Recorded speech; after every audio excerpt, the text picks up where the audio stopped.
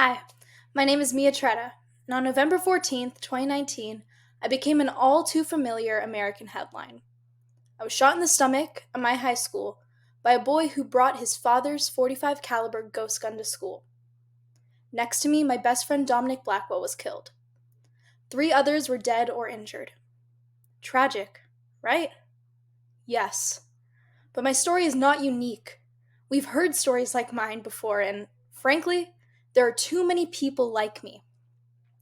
Gun violence is an American epidemic, but I don't sit here feeling hopeless. I sit here tonight feeling very fortunate that we have an administration that sees how crucial gun violence prevention and intervention is. I was asked to introduce President Biden in the Rose Garden in April of last year when he made his federal ghost gun regulation.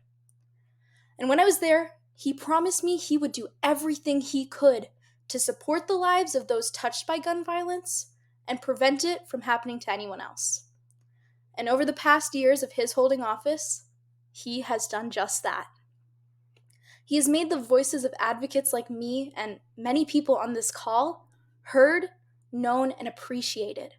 And the engagement with the youth in this administration is apparent compared to others. He has truly given students and the youth a place at this table. We knew when President Biden took office, he would make big change within the gun violence prevention movement. Like when he did with the assault weapons ban in 1994. He brought forth the Ghost Gun Federal Regulation, which forces ghost gun manufacturers to serialize those untraceable weapons. And for people like me who were shot with one of these firearms, this is a total victory that will save lives. While doing this, he also nominated Steve Dettelbeck to be the permanent ATF director, who can try and catch emerging threats before they enter our streets and create policies to limit the guns in our community. And of course, we couldn't talk about gun violence prevention wins without talking about the bipartisan Safer Communities Act, the first major piece of gun sense legislation in decades. Something that we couldn't have done without the support of this current administration.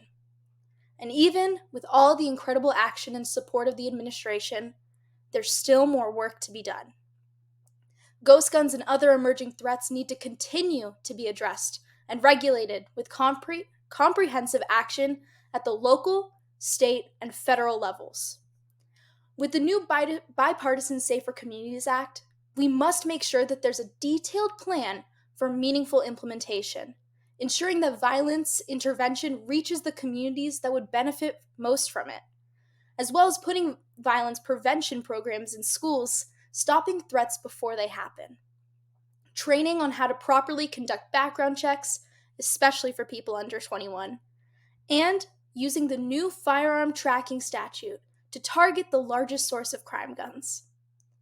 Finally, we call on Congress to allow $5 billion in funding for community violence intervention programs that disrupt cycles of violence, encouraging states to apply and increase available funding for community violence prevention and incentivize establishments of gun violence prevention.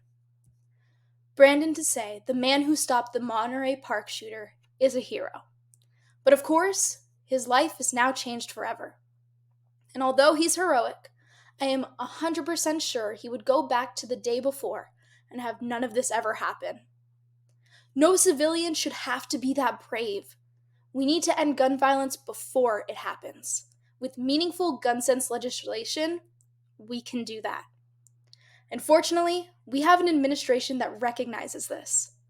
So thank you, President Biden, Vice President Harris, and staff for implementing meaningful change.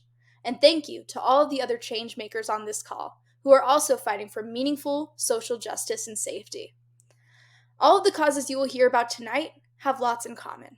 Mainly, we want to be safe and healthy and not fear going to school, the movies, grocery store, or anywhere.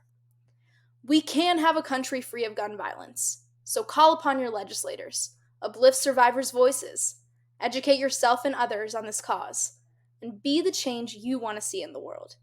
Let's finish this job.